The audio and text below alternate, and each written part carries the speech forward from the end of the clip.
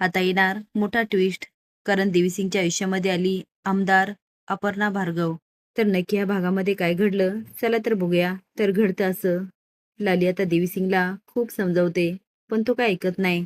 झोपताना म्हणतो, हा संग्राम माझं काय वाकडं करणार आहे, कारण माझ्या सुरक्षेसाठी बाहेर खूप पोलीस आहेत. आजची रात्र किती सुंदर वाटते ना. चादर घेत म्हणतो, विभा, तुला भेटायची खूप इच्छा झाली. संग्राम आता वाट बघतो, ते हवालदार झोपायची.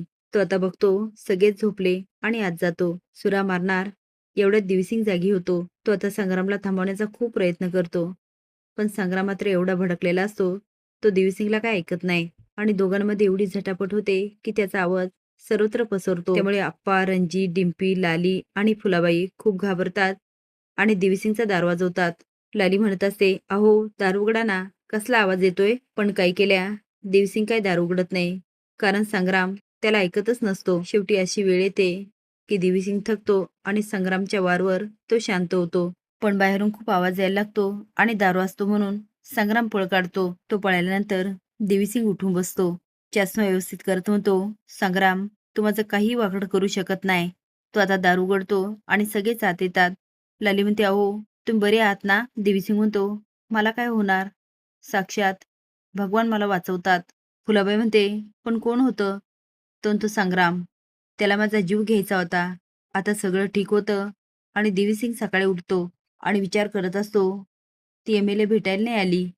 येईल, नक्की येईल, मला खात्री आहे. आणि बाईला फिरवणं मला काय अवघड नाही. आजपर्यंत अशा कित्येक बायका माझ्या हाताशी आल्या, पण ही अजून भेटायला की नाही आली. तेवढ्यात म्हणे येतो आणि म्हणतो, महाराज, अहो ती आमदार खूप कठीण आहे.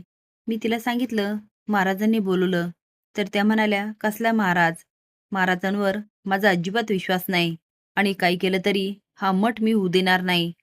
आता देवीसिंग पुन्हा एकदा चष्मा वर करतो आणि म्हणतो, आश्रम तर होणार आणि ती परवानगी पण देणार. मण्या म्हणतो, पण कसं महाराज.